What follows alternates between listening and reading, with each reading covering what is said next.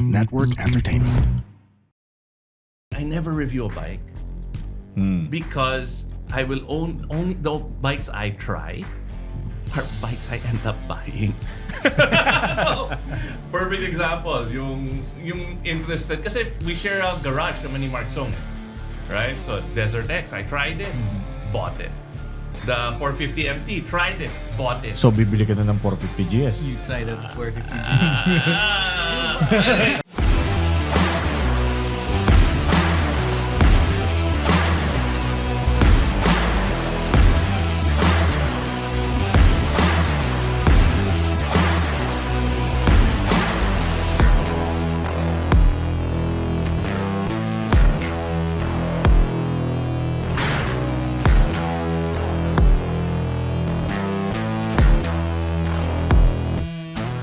All right, welcome back to another episode of Tunay na Rider.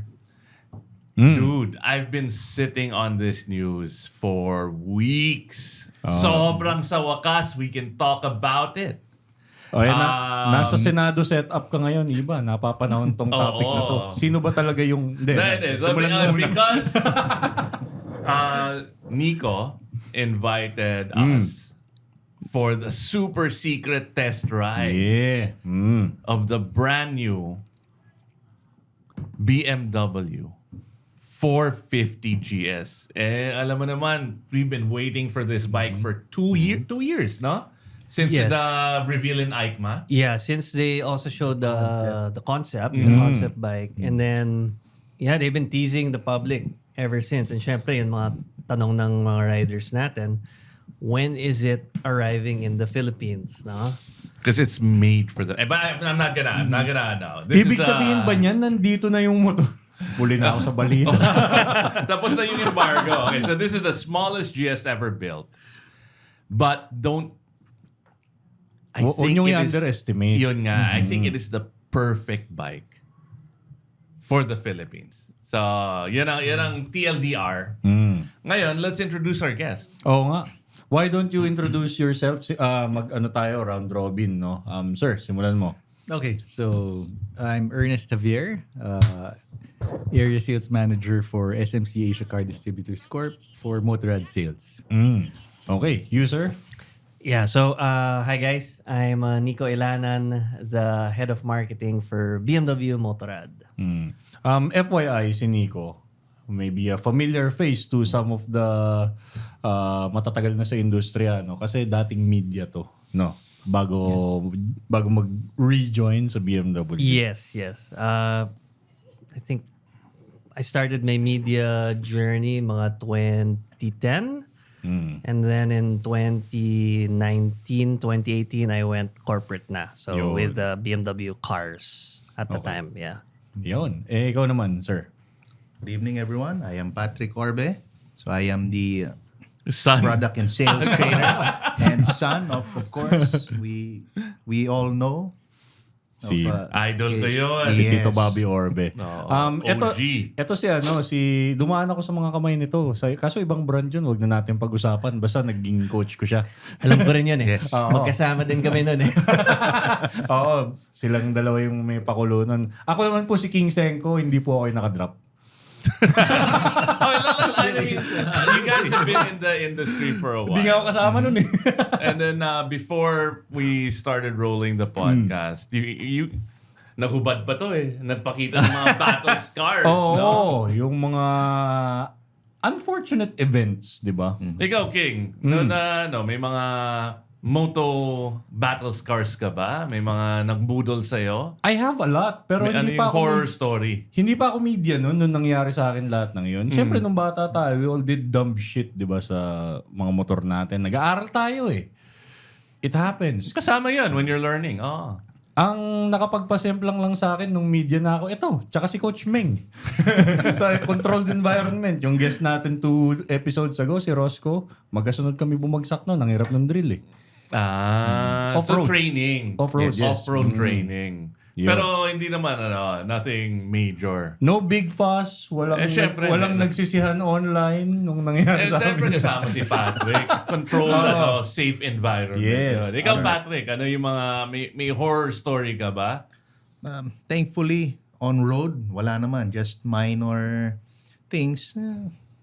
Human error. So the first time was on a Suzuki big bike going up from the side road. Tapos may malalim pala. So pag stop mo, pag tapak mo sa kanan, nandun yung malalim na part. So drop.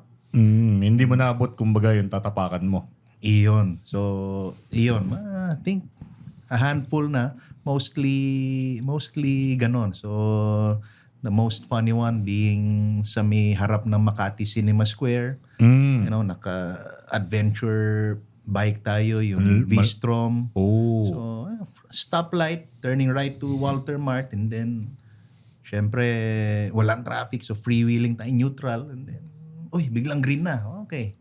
Almost to a full stop, biglang pag-rev ko, naka-neutral pa pala. So, Walang power. ending drop. Tapos sa comedy, gumulong naman tayo all the way to the next lane. So, tinginan yung mga tao. So, nangyari? Balik ko lang. First gear, and then, okay, bye-bye. That was the fastest lift ever of the strong. Yes. Superhuman strength, no? Kapag embarrassment. Diba? Pag natumba. Ikaw, Ernest, may ano ka ba? Parang safe si Ernest eh. Safe ako eh. Oo. Nasa 4 wheels palagi yung ano ko eh. Parang mukhang good boy to eh. Si Nico, malala. As in, naghubad pa ng shirt eh. Pinakitaan tayo ng battle scar. Ano talaga? Kadire. Yeah, well, it's Hindi syempre natin ipapakita sa mga nanonood. for your eyes only, Oo. guys. Yeah. Ano nangyari nun, Nico? Kwento mo Vicious. naman kami.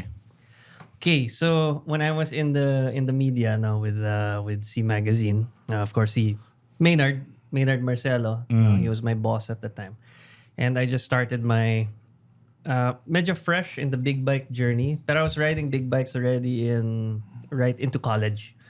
So riding the opportunity to ride the new XSR 900. I think this is 2017, 2016 when it was first released. Syempre, Yamaha gave us the opportunity to try it out. Review.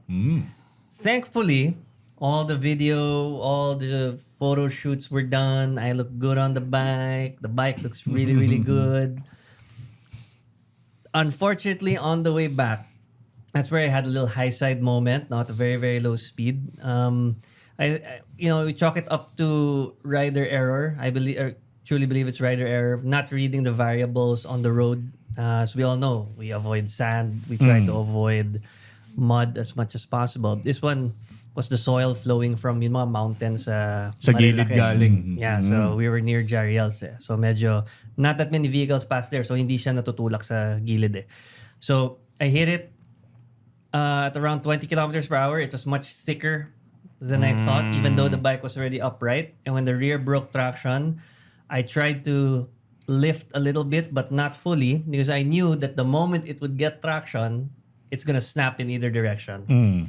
And by the time it was already at too much of an angle, it surprised me on how much traction it got, and it basically flipped me over the bike. Unfortunately, the bike was not in good shape, so they had to ship it back to the warehouse. So not a very good relationship at the time. Pero they were more worried about me. Understandable. But yeah, that was my first. It was pretty bad. Had to wait for the truck to arrive. Syempre, hindi namin pwedeng iwanan yung motor. I was bleeding pala on the right side from here. There's some scarring pa here. And then I have a scar here on my hip because the jacket actually rose up. Kasi hindi pa uso nun yung Yung may naka-zipper. zipper, yung parang two-piece naging one-piece. Yeah. So I was just wearing mesh all around. But unfortunately, the jacket lifted alongside with my shirt. And ayun, impacted on the hip. But yeah, I was bleeding for quite some time. Got to the hospital riding on the back of Maynard's Click. That was very funny. Yung likod ni Maynard, dugong-dugo. Yeah, yun naman. Right side. Right side naman yun here. This side. So he was more worried about me, naturally. Bayad yun si Maynard. Yeah, he's a really cool guy. Got me to the hospital where my mom was there, and syempre he was more scared of my mom because my mom was like, I told you not to ride motorcycles. Yeah. But when the doctor saw it, it's like, just tetanus shots. We'll just cover it up. But of course, the healing the healing of how deep the wound was, yun yung Walang masakit. stitches? Walang stitches, but they put gauze. And the problem, di pa uso yung mga non-stick gauze Yeah. back then. So every time I would clean it, every few days, sakit I would nun. reopen the wound and it was very, very painful. Teka muna, Iba, bakit ba natin sinumula sa usapang semplang tong topic ng 450 GS natin? Because, Oh. ikaw, Mm. yung nangyari sa'yo sa off-road, di ba? Gaano kabigat yung motor na yan? Gano'ng kabigat ba yung 790R? Mga Parang 200. Close to 200? 230? 230. ganun. May Fully ano fueled? ba? Assisted shifting yun. Yeah. Ha? Quick shifter ba yung 790? Hindi Yes, quick. May 790 ako Quick shifter pala yun. Kalimutan ko na. Option. Okay, option, rewind. Take that out. Okay. So, that is, how many kilos ulit? Mga 230. Mga 230. Hindi mangyayari sa'yo kung naka 450 GS ka. Magaan ba? Magaan yun. And then yung accident mo, dahil sa sobrang smooth yung anong tawag doon sa assisted shifting ng 450 GS? Shift Assistant Pro. Shift Yeah. Assistant Pro. Dude, it's like butter. Para kang naka-automatic. Sobrang ganda kahit low speeds, kahit traffic. Okay siya eh. Hindi siya parang jerky. Hindi mangyayari yung nangyari sa'yo. And then lalo na yung nangyari sa'yo with all of the traction control, lean assist, all of the technology sa 450 GS, hindi mangyayari sa'yo yun. So, imposible na nangyari sa akin yun. Nico. Tell us more about this bike. Anong ano ba nito? Anong specs at para kay Nino tong motorsiklo na to? Okay. So the reason why, we may be late to the game now. The F450 GS might be a little late. ang dami na nga naglabas ng 450. CF. It's a RE. crowded space, man. Yeah. It's a very competitive It's segment. actually the place where we see talaga everything happening right now. The market point of view. Everyone has an entrant. Like Nico was saying, might be a bit late to the game, pero better late than never. Yeah. Diba? And I think the advantage of being late also, you get to see what everyone else has already done. Kung ano yung, kumbaga, nakapag-observe ka na, hindi pa nila ginagawa to, Yes. gawin nga natin. Parang ano yun, in the beginning, BMW pioneered the GS space. Adventure. Diba? Sila yung Yes. pioneer. Parang Apple. Apple pioneered the personal computing space. Diba? But once they started dominating, hindi ka na basta-basta mag-release ng kung ano-ano. Uy, may naisip ako, gusto ko i-try to. Kasi BMW ka na, Apple ka na eh. So which is why, ako nakabeta ako sa iPhone ko because I wanted to try the AI. Inis na inis ako. Sobrang inis ako sa Apple, pare. Kasi wala pang AI integration. Yung mga OnePlus, Realme, pucha meron na, di ba? Lahat ng mga bells and whistles. Meron na. Apple will only release it when it's fucking ready. Perfect na. So that's why I think you guys are finally releasing it because it's fucking ready. O yun, edi alamin natin anong specs and para kay Nino nga to, Nico. Okay. So, like what Iba said, no? It's a bike that's been eagerly awaited. No? It's our right now in the local market, it is our smallest GS. There was a 310 GS before, but that has already been phased out now, Sir Ernest. Discontinued na siya. And it's targeted not just at being an accessible adventure bike for first-time riders, despite, the seat height is a little tall, but it's actually aimed at a person who's looking at using an adventure bike not just to go on a weekend trip. No, it's something that's narrow. It's light enough that you could use every day. So if you want your parang stepping stone into the BMW GS family, na it doesn't look like it's built to a price point. It doesn't feel like that. From the media guys who rode it, no, from Iba. Iba's point of view also, the technology that we put in there, it's basically everything that the GS line is known for in a package that's more accessible, more affordable, and at the same time, finally, highway legal. No? Okay, so Sure na yun kasi di ka po. 450 sobra pa nga. At alam mo, medyo as a tunay na rider, medyo entitled kami. Medyo spoiled kami. Alright? Like si Marlon, one of our sponsors. The reason si we Lucky got Yogurt. Lucky Yogurt is because when we tried it was so good. Yep. Kami yung, you know what I mean? It's not like, uy, gusto mo mga ano. Hinabol namin sila because we want this on every show. And it's really good. It's unique. You're not gonna... They have one outlet in Lucky Chinatown Mall. Do you think they get a lot of value from us? No. yung ano nga yung basher nga ni Gabriel Go sinasabi, pinopromote daw ni Gabriel Go to. Kami yung nagpo-promote nito Army Navy. Hinanap namin yun. Because after the show, we go to freaking Army Navy. Yep. My favorite is the kare-kare burrito. Bully Boy. At yung quesadillas. And then yung right wings, no? Yep. Yes. Shark. Next. Cardo. These are all things we use. This is why I hate reviewing. I never review a bike. Because I will own only the bikes I try are bikes I end up buying. Perfect example, yung interested kasi we share a garage kami ni Mark Song Right? So Desert X, I tried it, bought it. The 450 MT, tried it, bought it. So bibili ka na ng 450 GS. You tried out the 450G. Ano natin? So it's we're not a review show, right? We love talking about bikes, we love riding bikes, but we're not like the how does it compare to that? Because when we try bikes, we try it because we want to get it or we're interested in that bike. Yan lang. Yan ang caveat ko. Kay Patrick naman Trophy. tayo. Coach Patrick, ano ba yung mga variant na matatagpuan ngayon sa showroom nyo na ngayong for sale na tong 450 GS na to?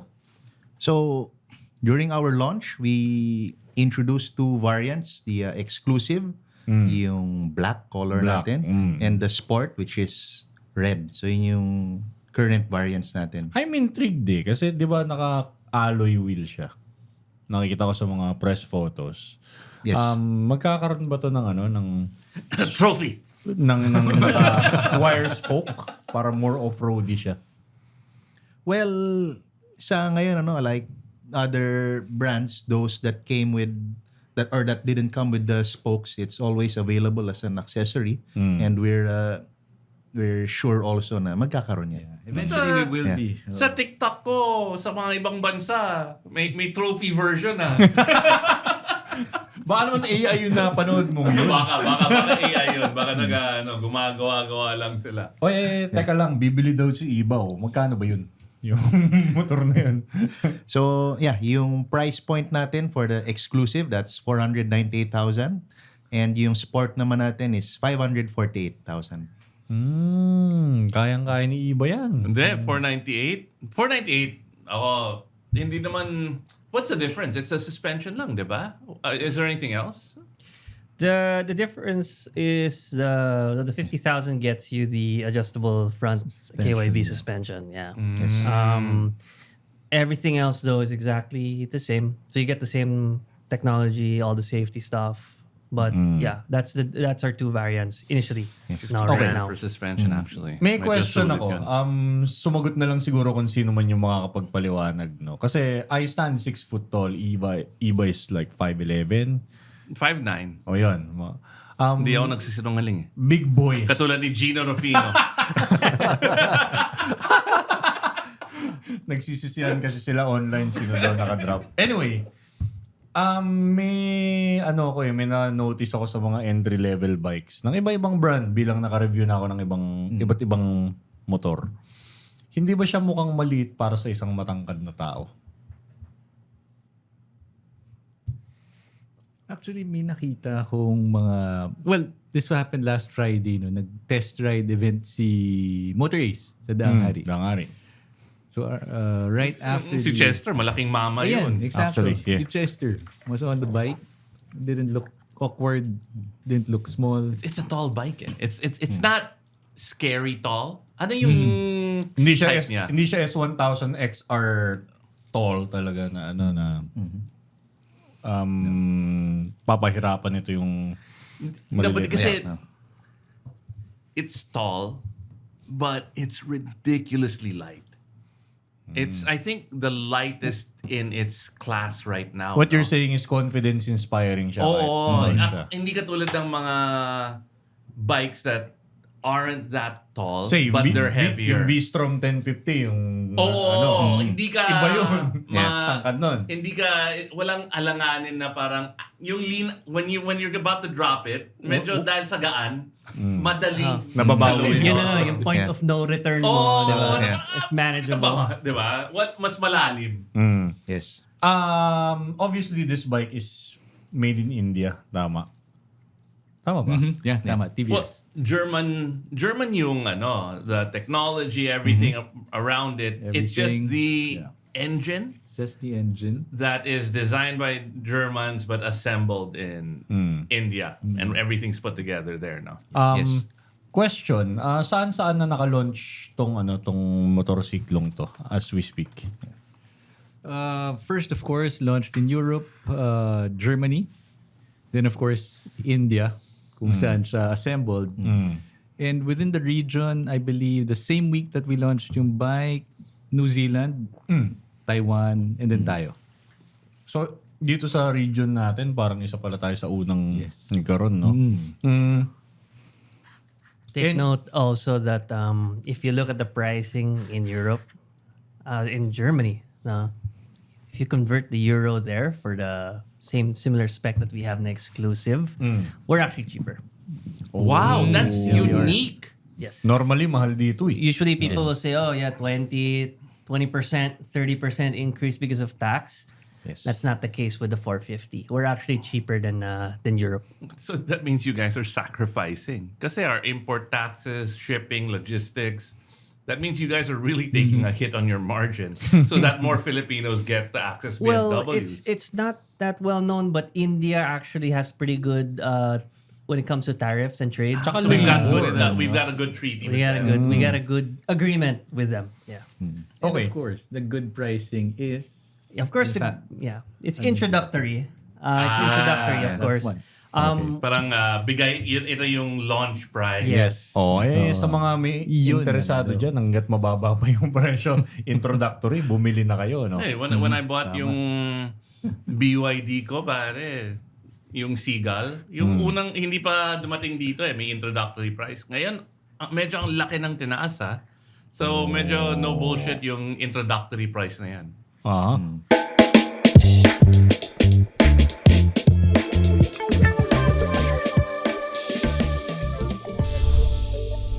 When people talk, do you sometimes feel like you can't relate, like the topic has no relevance to you?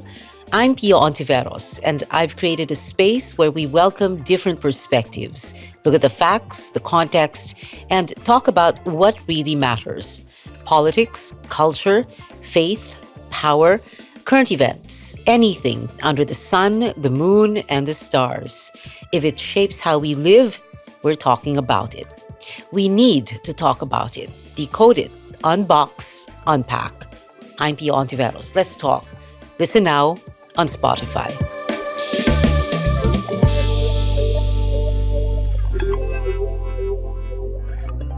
So, obviously, may GS nameplate tong motor na to. There's that DNA of road and off-road, di ba? Pop quiz mo nga sila, anong ibig sabihin ng GS? Oo nga, alam ko yan by heart kasi may boxer freaking tattoo ako. Ano ibig sabihin ng GS, Coach? So yung GS natin stands for Gelande Strass. Perfect.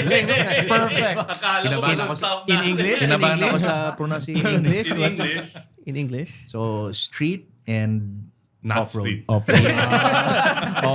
Gelande Strasse, parang yung G-Wagon naman nung kabilang brand, Gelande Wagon.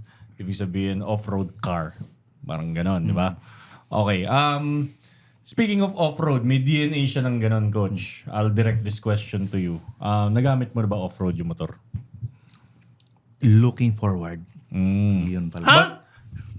But Hindi based, ba? but based on how it rides on the road, ano tingin mong anong basa mo sa kanya? So, actually ako, I've only tried it for a few minutes kasi that's why I was not Kasi itong mga to yung may gamit. Dapat kasama tayo. Yeah, I was To be fair, during July 15th, during the secret media ride, they actually rode it longer than any of us and put it through more paces than any of us. So, Hindi ako yun ah. we're speaking from what we tried out in the parking lot, bring it around a little bit, but from what we're hearing, yeah. Pero ito, if you wanna find out off-road, si Chester. So Chester is Boss currently in Chester. Dakar. Yes, he's in With the car right now. 450. Right now. It's a great... Ginigiba niya ngayon yung Yun nga, motor. actually, sabi niya, pwede ko ba dalhin yung bike sa Dakar? That's a great bike Go for ahead. Dakar. Test it Kung naka... Ikaw kung naka-spokes. ikaw pala ang mahaba ang seat time doon. Ano tingin mo pag i-off-road yun? Makikita ba natin ng marami to sa next FJ events? I Mga ganyan? think again, the lightness, the smoothness of it, and then it's got may pagkahuligan siya eh. Kumbaga may May konting May zing. demonyo siya eh, 'di ba? And then as is, people are taking the Himalayan. Even the old Hima, they're Bigat bringing nun, in- Ang bigat nun. Oo. Clunky. They're taking scramblers on the FJ. Yeah, yung sa pula na scrambler, dinadala yun doon. They're taking CF Moto 450s on the FJ. As is, kayang-kaya niya mag-FJ. So you think kung lagyan siya ng mga, syempre yung mga sumasali dyan, naglalagay ng panniers to carry their tent, their whatever. Kayang-kaya. Kayang-kaya. Yung ano lang is, yung naka-mags siya. Because, pero ikaw nag-FJ ka with Jack, di ba? Yeah, that was on the F900 GS. What do you think? Kasi my concern is lang, baka mabengkong. Yun ang concern ko. If you FJ, you're not going that fast naman, di ba? You're not... Yes, that's true. And that's the main point. You're not going fast. You're not, hindi ka mabilis sa mga obstacles. Unless na lang mahulog ka sa bangin. Which, of course, we don't want. Yeah. Sobrang lala ng bangin para mabengkong yung rims eh. Oh. That's what Yeah. I'm saying. Parang kayang-kaya mag-FJ, no? Kayang-kaya without the mags, but without the spokes. But of course, Mas maporma pag meron. yes. And palit siguro gulong. no? Palit Palit gulong. lang ng Navi tires. Yes, a more Yes. aggressive tire. If I was gonna do, like palagi nagyaya si Mark, mag-general na car, mag-ano, I would probably, if this was in my garage, take that over the 900. Well, over the DX, for sure. And I would probably take the GS, again, trophy, kung over the CF Moto because it's so light. May pinag-uusapan kami kanina dito bago ka dumating. Pero hindi ko yung pinag-uusapan namin. Si Boss Nico pala hindi pa nakakapag-FJ din. Kasi yung CR problems na problema ko rin. Problema rin niya. Ayun lang pala. Sabi ko, next year kung sasali siya, sasamahan ko siya, magpo 450 raw siya. Parang ganun siya ka-confident dun sa bike. Nico, dito sa show, may topa kami dito. Siya wants EV, efficient. Si Bak gusto nun, yung talagang hardcore, ganyan. Ako gusto ko yung biggest, hardest to use, mga ganyan. Yun yung topak namin. Hindi dito. para sa'yo to. Yung mga pinaka-illogical, Oo. inconvenient. Walang storage. Okay, ganyan. sabi ko, uy, King, Kailangan mo ng traffic, scooter. kailangan mo ng scooter. In my mind, my scooter may top case, may underseat storage, and then pwede ka maglagay ng bag kasi anong tawag doon? Yung gulay board. Yung gulay board, Gulay di ba? board. Ang dami kong nadadala, and then madali correct. isingit. Kumuha ng Royal Alloy. Walang underseat storage yun. Ayoko Underbone yan eh. lagyan ng top Yes. box. Ayaw na lagyan ng top box. Ayoko gamitin pag umuulan kasi bakal, baka kalawangin. Parang nawala yung point. So, feeling ko kung mag-FJ to, dadalhin niya yung Hihiramin ko yung HP 1000. Yung mga gano'n. 1,300, Nico. Tapos samahan kita, naka 450 ka. Hindi, practical pa rin yung 1,300. Okay. Kaya ko, Kasi baka may- magtuturing ka eh. 900, okay na ako doon. R18. Yun Yeah. ang gagawin. May nakatapos this year na naka 1,300. Traveled all the way from Tugigaraw, land travel. Wow. Ooh, hardcore. Tapos bumalik pa. Land travel ulit. Going to Ang yaman Tugigaraw. siguro nun, no? Ang tibay. I remember the photo eh. Di ba nasa rut siya? Oh. Pero you can see the boxer engine already pushing away the mud. Parang tractor. Oh, shit. Pumipirma na Pero, sa... Oh, dude, no. he kept going. May pirma ng GS yung trail na yun. Nag-iwan doon. Pero on-road, iba, kwento mo naman kami ng characteristic niya on-road. Sabi mo nga, may top end, may give. So, on-road, Humigit ka ba ng 60 sa takbo mo sa expressway? alam mo naman, hindi ako... Naku po. Ako nasa 120. Okay na ako. Hindi, Okay. hindi ko na pinopush. Yung mga iba, no comment. Pero kami ni Coach Mel. Sinamahan ako ni Coach Mel eh. Kasi, Takbong 80, ganun. hindi naman eh. Legal. Basta, ano ba yung legal? 100. 100. 100. Oy, sabi mo. Sa truck ka lang yung 120. Kaibigan, Sir Gab. Outside of Metro Manila naman. Anyway, no. It is capable. It is capable on the highway. High revving ba yung engine niya? Yeah. It's a little vibey. It's a little vibey. It's a... What blew my mind. Kasi even most of my bikes have yung quick shift, yung parang recluse, yung mga ganon. Yes. I always have to tell myself to use it. Kasi I grew up without that technology. Nagka-clutch ka talaga. Oo, nakaklatch ako. And then hindi ko naman hinahabol yung split second na pak, di ba?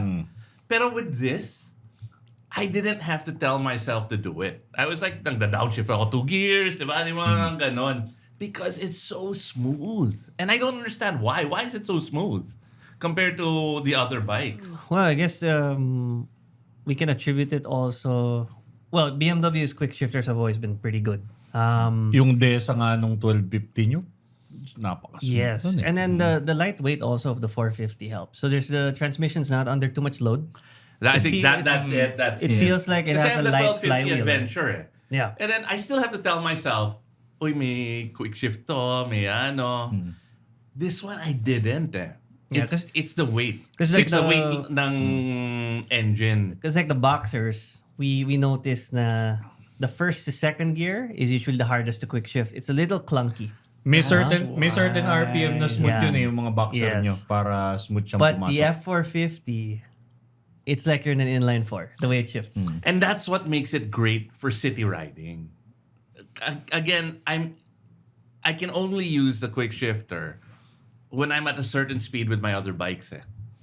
Ito, kahit na nasa traffic lang kami, going around Greenfield, pak, diba? It's so smooth. How about yung suspension adjustment? Nabanggit mo nga, Coach, may isa dyan na-adjust. But using it day-to-day, city, iba, anong comment mo? Smooth. You will not have, it is a great daily rider bike. Yan lang yung masasabi ko. But, the other thing is, I think it's perfect for Tagaytay, for General Nakar, for yung mga weekend rides, no? But anything more than 3 or 4 days, I would go with, like, syempre, kuya niya. Diba? 900 Like if I or was in my 1300? garage and I was like, well, I'm gonna go to Tagaytay. Diba? I'm gonna go to hang out in Kickstand. I'll take that. But if I'm gonna go to Sagada, well, actually, maybe Sagada pwede pa kasi May mga picture tatlong ka, araw may lang picture yun. ka ba nung nakasakay ka? Yeah. Na nakasakay. Wala silang photo eh. Naka-embargo eh. Maghiram tayo. But if I'm gonna go on rides that are more than 3 days, Magte 1300 ka. up to 1,300 ako. Kasi the vibe, it's vibey. It's high revving. When you're gonna do a 4-day ride, you want something a little bit more like yung solid, yung May hard to heft. explain. Yung Oh. may heft, and then you're not. It's fun because going to Tagaytay and back, gamit na gamit mo yung first to sixth gear, right? Like diba? You don't want to be like that for 4 days. Ilang ano siya? Ilang horsepower siya? The F450 GS is 48 horsepower. So you're saying all 48 horsepower gamit mo. Okay, hindi ka tulad nung bumili ka ng 1000cc. 250 horsepower pero nagagamit mo lang all the time. 30, 40. Oh, so ito, nalalaro mo. Actually, going back to Iba's observation, no, it makes a good proposition talaga itong 450 GS for a second bike. It makes for a good second bike for those that seasoned riders, may malalaking bike. So halimbawa, Boss Ernest, meron akong 1300. Naiilang na akong i-daily drive. Kasi si Iba, naubusan daw to ng clutch. 70,000 daw yung clutch. Yun na lang yung i-daily ko. Noon. So sabi ko, Pwede. that was in 2015. 70 grand yung clutch. Bumili na lang ako ng scooter. So, yun yung sinasabi niya. With that, Boss Ernest, no, FYI, sa grupo na kasama natin ngayon from BMW Motorrad, si Ernest is a learning rider. No?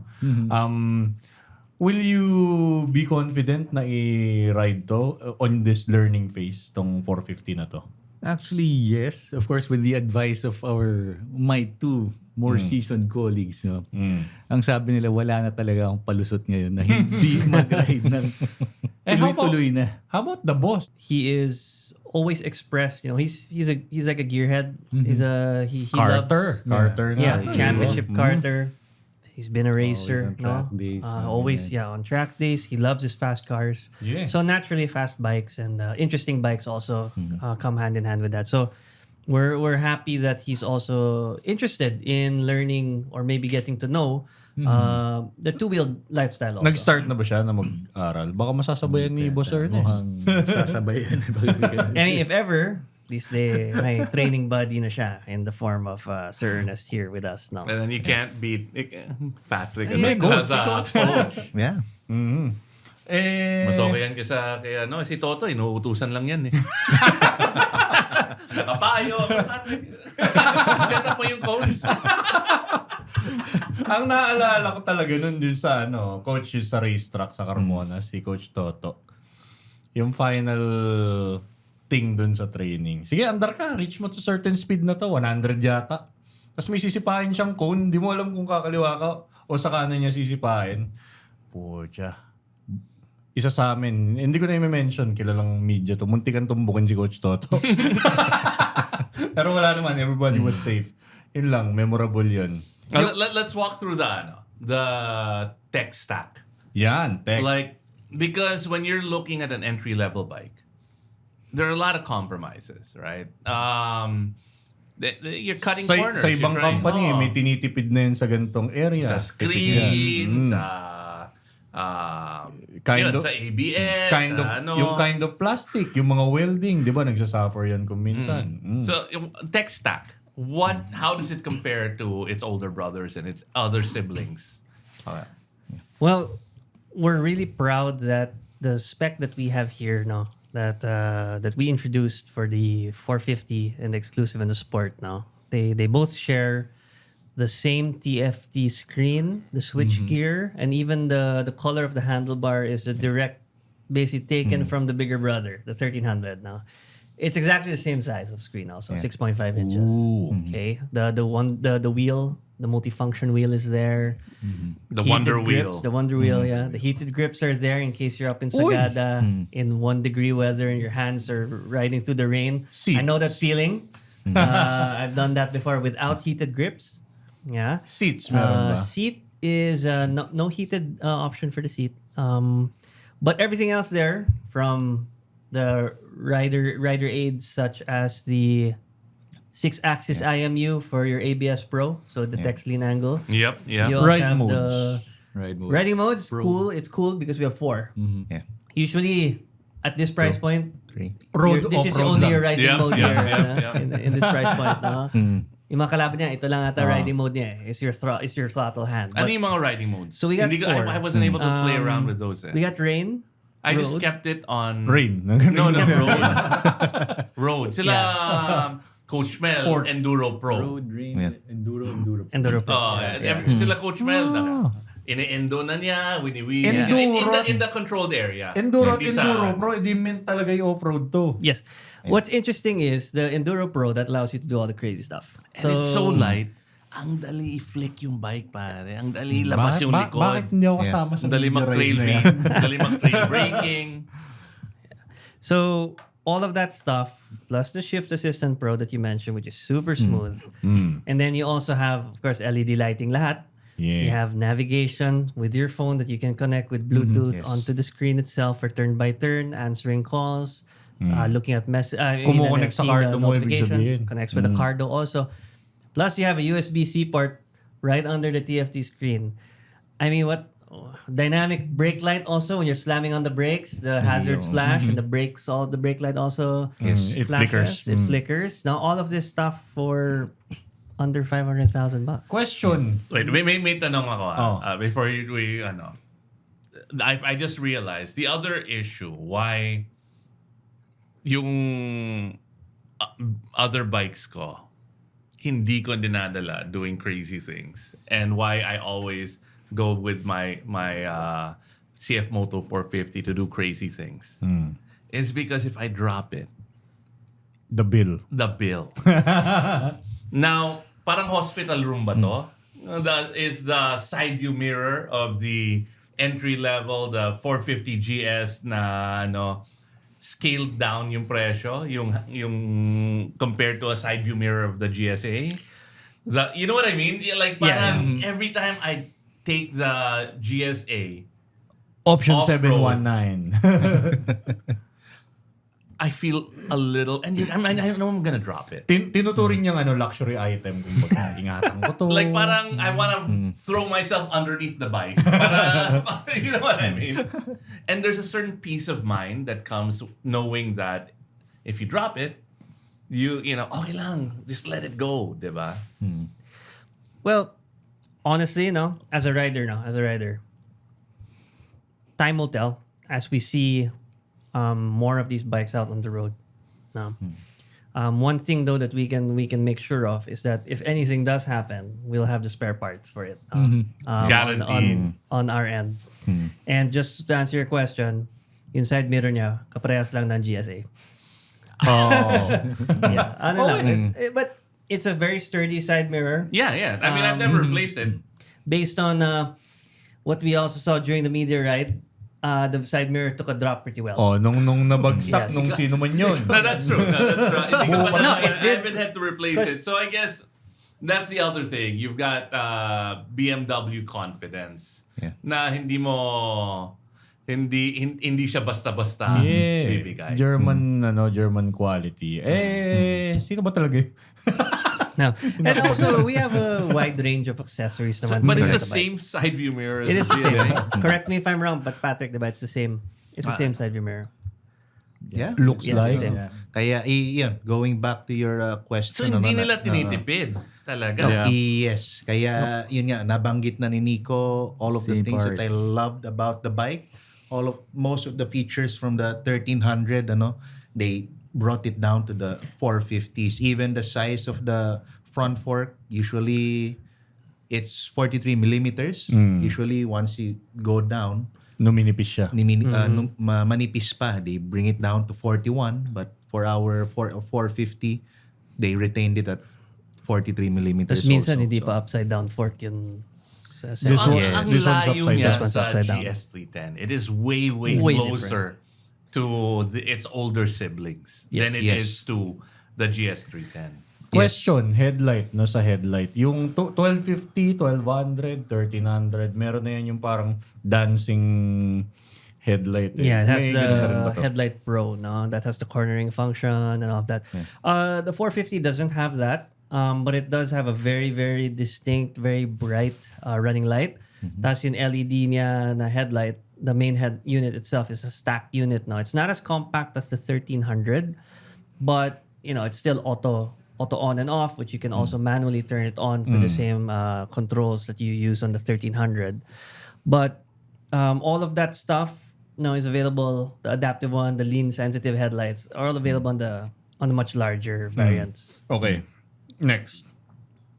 Yung seat ng mga 1250 GSA iba, di ba may parang i-adjust ka lang sa ilalim nun.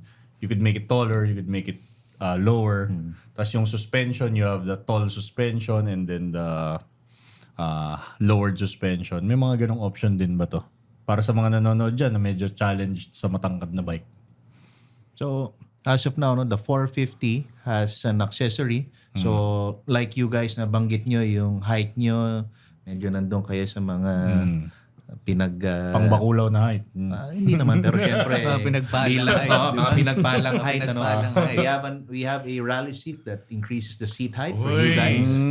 And of course, for most of us, Asian height, ano, we also have an accessory, a lowered seat that brings it down. So yung Seat stock height. seat, yun ang standard. Baseline. Hindi ba Yes. yung lowered? Yun Yes. yung na-try nyo. That's the two-piece seat. That's 830. 845. Sorry, 845. Then the low seat brings it down to 830. That's correct. Oh, wow. Or 825, mga ganun. And then the 830, rally yes. is 860. 865. 865. Kasi coach, yeah. pagka Gusto yung matangkad gusto ka, ko try yung rally. kasi pag matangkad ka, di ba, tapos mababa yung upuan mo, masyadong yung angle ng tuhod mo. Yeah, masyadong tight. Yep. Yes. For longer periods of time, nakakamanhid ng paa yun Yes. Or bum. Pag mataas, medyo may stretch ng konti. Happy to know. Kailan ba ako pwede bang hiram niyan? Gusto ko mag-review. No, of course, no. We have as we're refreshing the demo fleet also. Syempre, Yung tinumba niyo there's iba. so much demand for it right now. So sooner or later Stop hanging out with me. we'll get in touch with you guys, and then of course we'll start letting them out also. Oo. Para sa mga nanonood na lang, saan mabibili, saan matatagpuan to? Tsaka how do they go by if they wanna test? You can visit any of our 5 partner dealers. Here in Luzon, we have, of course, yung flagship natin, which is RSA Motors on EDSA, the new showroom along 169 EDSA. And then, if you go down south, Daang Hari sa Cavite, we have Motor Ace. And then up north, we have Pampanga Premier Motorcycles sa Laos Group.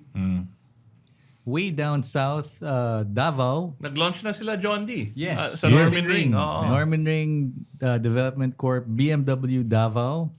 They launched as well. And of course, we have Visayas Motorworks in Cebu, who will be launching This Friday. yeah, This Friday Uy, na. congratulations. 24, no? 24, yeah. 3 days. 24. Yeah, Nico will be there if you I'll want be to there. see Sir Nico in the flesh. Busy pala to.